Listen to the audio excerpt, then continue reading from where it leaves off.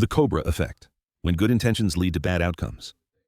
In the early 1900s, the British colonial government tried to tackle a pressing problem in Delhi, India. Highly venomous cobras were everywhere.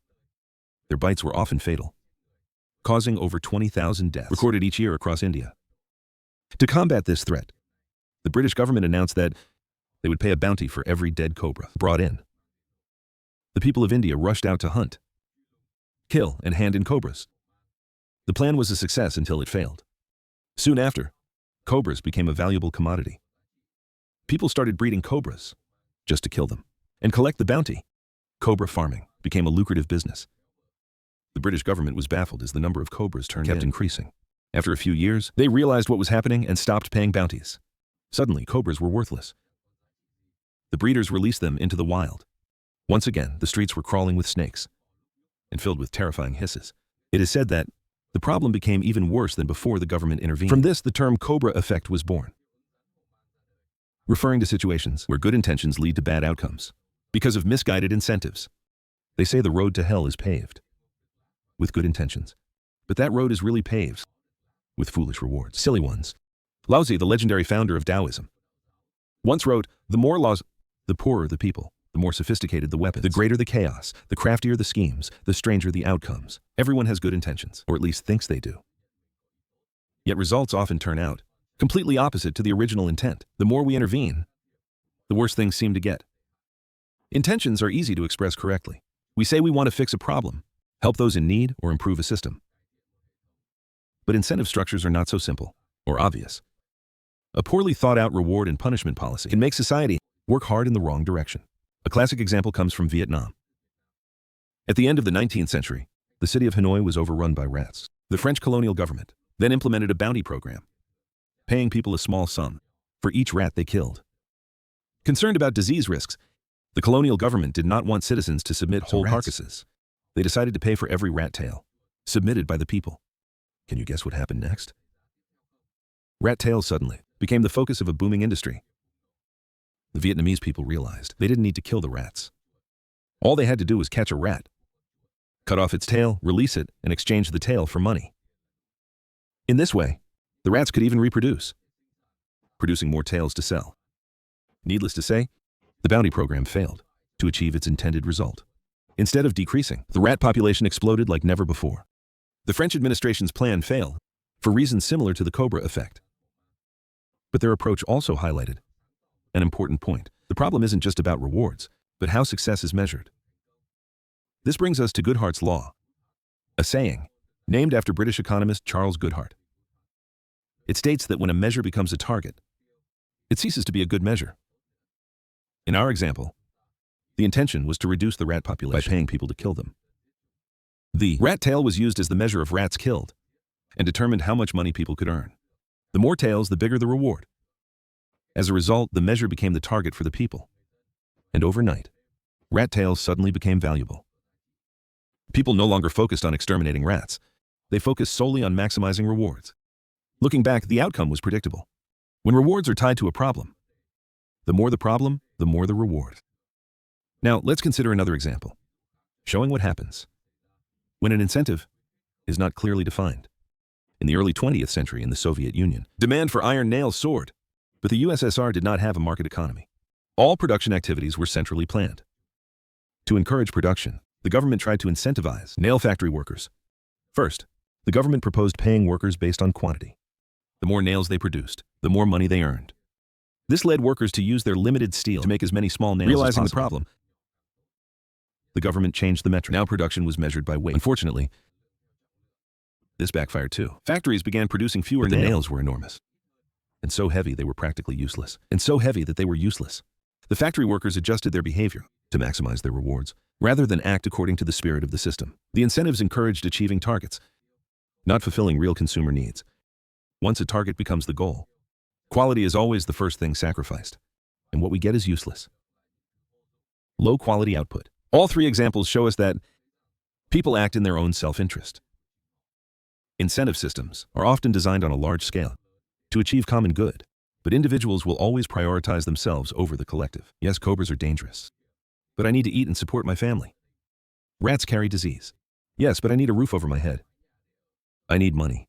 A central government doesn't need to incentivize me to take care of my own home, because it's my house, and the consequences of neglect affect me directly. That's why taking care of my home is natural, because it aligns with my self-interest. But how do we make people care about common goals beyond personal interest? How do we get them to act for the community's benefit? First, an incentive structure must be based on outcomes, not effort alone. If input is rewarded, the problem itself becomes a source of income.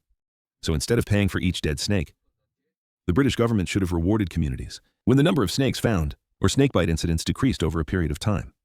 Then the goal was no longer producing dead snakes, but actually reducing the snake population. Similarly, instead of paying for every rat tail, the French colonists in Vietnam should have rewarded neighborhoods or households. When the rat population visibly decreased, fewer rat runs, fewer rats, and lower disease rates. This way, the reward would target an actual reduction in rats, not just harvesting tails. Instead of rewarding nails by quantity or weight, the Soviet government could have paid based on the number of nails meeting or exceeding quality standards. This would ensure that nails actually serve their intended purpose. Free market economies do this naturally. Customers don't buy nails by weight. They buy nails that actually work. Unfortunately, in modern society, input-based reward systems still exist everywhere. Pharmaceutical companies make money when they prescribe drugs to patients. Thus, illness becomes a gold mine. A cured patient is a lost customer. This doesn't mean the entire healthcare industry is evil, but that the incentive system is broken. Whenever profit is tied to a problem, people will devote all energy and intelligence to keeping that problem alive, and even make it worse. This phenomenon is called the industrial complex. Look at all the major problems America faces: war, crime, drugs, disease, poverty, racism. Each of these problems has become an industry, a separate profitable sector. Prisons profit from criminal arrests. Pharmaceutical companies profit from chronic diseases and prescriptions. Banks profit from debtors. Defense corporations profit from war. Diverse equality and inclusion programs profit from injustice. And even nonprofits, because homelessness benefits from rising homelessness. Perhaps it's time to focus less on the intentions of those claiming to do good and more on the results they produce. C. Dung once said a famous line: "If you don't understand why someone does something, look at the consequences and infer the motive." An effective way to prevent industrial complexes is to set deadlines for those tasked with solving problems. Time limits prevent issues from becoming endless gold mines. Without deadlines, programs intended to solve problems eventually become parasites, feeding off the problem they were created to eliminate. A parasite whose benefit is tied to maintaining the problem can continue to drain resources. Perhaps the British succeeded in reducing cobras. If rewards were only given for 1 year, there wouldn't be enough time or reason to set up cobra farms. Now, before you get too pessimistic after all these examples, let me tell you a rare story where an incentive system actually produced good outcomes. In the mid-20th century, beverage companies switched from reusable glass bottles to cheap, single-use packaging. Customers had no reason to return, so they discarded them. Trash piled up, cities were overwhelmed. States like Oregon in 1901 introduced a bottle bill, a deposit refund system. Instead of simply asking people to do the right thing, they created a small monetary incentive, an extra 5 or 10 cents when buying a drink, refundable upon return of the bottle. Return rates in Oregon soared to over 80%. Waste decreased significantly. Recycling became self-sustaining. The incentive shifted from easier to throw away to I get money if I return this.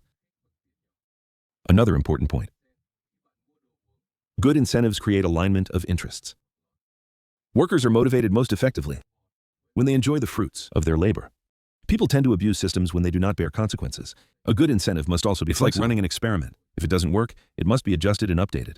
The world is extremely complex, and secondary and tertiary effects of our initial assumptions are hard to predict. Even the best incentive structures eventually hit the limits of human nature.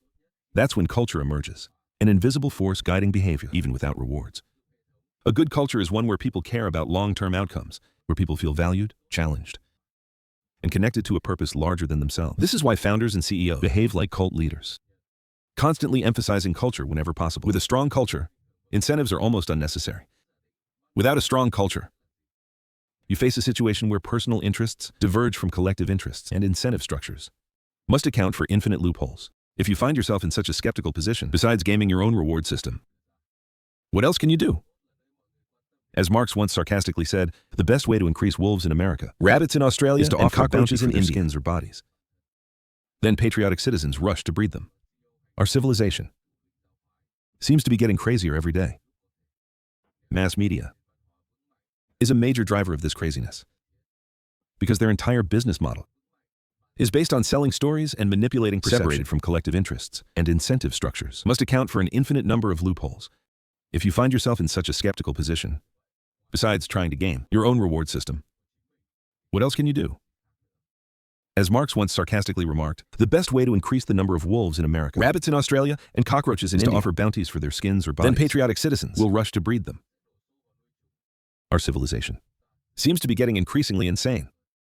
Mass media is a major driver of this madness because their entire business model is based on selling stories and manipulating perception.